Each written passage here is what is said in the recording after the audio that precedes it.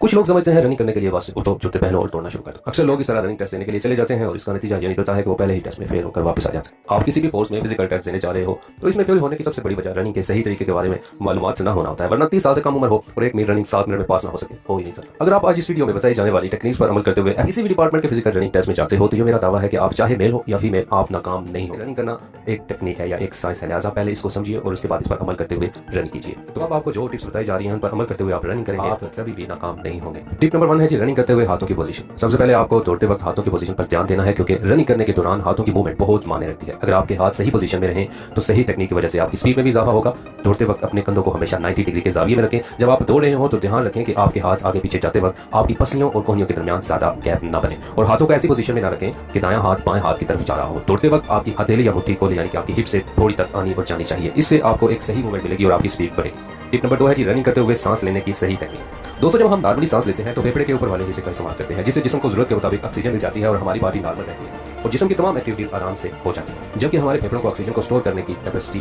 6 litre तक होती है। जब हम नॉर्मली सांस लेते हैं तो आधा लीटर सांस लेते हैं और आधा लीटर कार्बन डाइऑक्साइड छोड़ देते हैं। मतलब बताने का यह है कि जितना हमने लिया उतना ही वापस कर दिया। इस कंडीशन में ऑक्सीजन और कार्बन डाइऑक्साइड का तवाज़ुन बरकरार रहता है। लेकिन जब हम दौड़ते हैं तो दौड़ते वक्त जल्दी जल्दी सांस लेना शुरू कर देते हैं, जिससे फेफड़ों का ऊपरी हिस्सा इस्तेमाल होता है। यहाँ पर बात को समझिएगा कि जब हम जल्दी जल्दी सांस लेते हैं तो मुंह से ज्यादा सांस खींच लेते हैं, मगर कार्बन डाइऑक्साइड को सही से नहीं छोड़ पाते। तो इस कंडीशन में फेफड़ों में जरूरत से ज्यादा हवा बढ़ जाती है, जिससे ऑक्सीजन और कार्बन डाइऑक्साइड का तवाज़ुन बिगड़ जाता है, जिसकी वजह से नई ऑक्सीजन फेफड़ों में कम आ पाती है और इस दौरान फेफड़े सही से काम नहीं करते और साथ ही साथ जिसमें इलेक्ट्रिक एसिड की भी परसेंटेज बढ़ जाती है, जिससे आपकी बॉडी थक जाती है और यही वजह है कि आपके फेफड़ों से दर्द निकलना भी शुरू हो जाता है और इस वजह से आपको रुकना पड़ता है। इसलिए ये सबसे ज्यादा जरूरी है कि सही तरीके से सांस लें और जितना सांस लिया हो पूरी तरह से उसको बाहर निकालें। एक बात याद रखें कि दौड़ते वक्त आपने सांस को लंबा और गहरा लेना है, जिससे ऑक्सीजन हमारे फेफड़ों में ज्यादा जाए और हम एक ही सांस में 5 से 6 कदम की दूरी तय कर सकें। दोस्तों, जितने अच्छे तरीके से सांस लेना जरूरी है उतने ही अच्छे तरीके से सांस को छोड़ना भी जरूरी है। तो आपने जितनी सांस ली उतनी ही सांस छोड़ें और फिर इसके बाद नई सांस लें। और हमारी सांस लेने की स्पीड हमारे दौड़ने की स्पीड पर डिपेंड करती है। लिहाजा अगर आप ऐसा दौड़ रहे हो तो सांस लेने की स्पीड भी कम होनी चाहिए और अगर आप तेज दौड़ रहे हो तो सांस लेने की स्पीड भी तेज होनी चाहिए।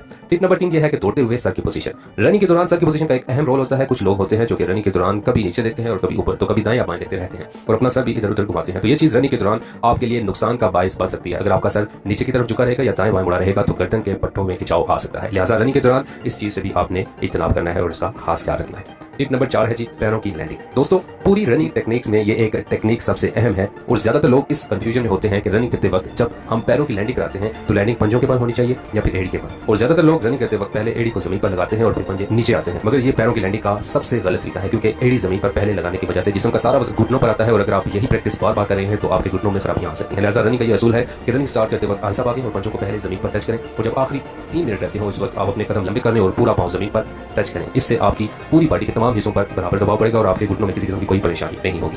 नंबर 5 पर और बहुत अहम चीज की स्पीड का दौरानिया। अगर आप 1600 मीटर रनिंग टेस्ट देने जा रहे हैं तो ये टेस्ट अमूमन मेल हजरात ने 7 मिनट में पास करना होता है और फीमेल को इसके 3 या 4 मिनट एक्स्ट्रा दिए जाते हैं। तो एक बात को याद रखें कि कभी भी रनिंग स्टार्ट होते वक्त आपने स्पीड नहीं लगानी। शुरू में आहिस्ता और पंजों के बाद भागना है और अगर आपका साथी आपसे आगे निकल रहा है तो इससे मुकाबला करने के बजाय अपनी की हुई प्रैक्टिस के मुताबिक जो स्पीड का टाइम आपने फिक्स किया हुआ है उसको तरजीह देनी है। शुरू के 3 से 4 मिनट आपने नॉर्मल स्पीड में भागना है, आखिरी 3 मिनट में स्टेप को लंबा कर लें और भागने की स्पीड भी बढ़ा दें और ये कोशिश करें कि इस दौरान लंबा सांस लें और सांस नाक की जानिब से लें और मुंह की जानिब से आपने खारिज करना है। इससे आपकी बॉडी को थकावट का एहसास कम होगा और आप अपना हदफ 7 मिनट में आसानी से मुकम्मल कर लेंगे।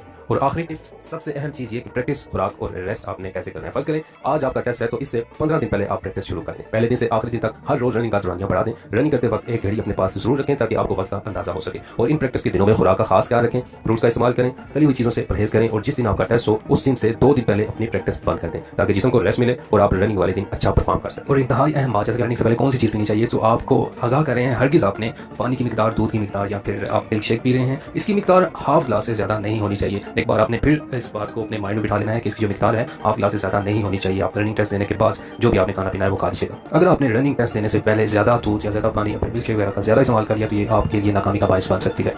और जिस सुबह आपका रनिंग टेस्ट है उस रात को आपने टाइमली सो जाना है ताकि आपकी नींद पूरी। सबसे अहम बात, नमाज की पाबंदी करें। नमाज की पाबंदी से हमारे जिस्म को और दिमाग को ताकत मिलती है। अपनी उम्मीदें सिर्फ अल्लाह से वाबस्ता रखें और ये अपने माइंड में रखकर आए कि अगर ये हमारे हाथ में बेहतर होगा तो हमें इसमें कामयाबी मिलेगी। तो आज की वीडियो में इतना ही। मजीद अगर आपका कोई क्वेश्चन है तो आप पूछ सकते हैं। मिलते हैं नेक्स्ट वीडियो में, तब तक के लिए रखिएगा अपना ख्याल।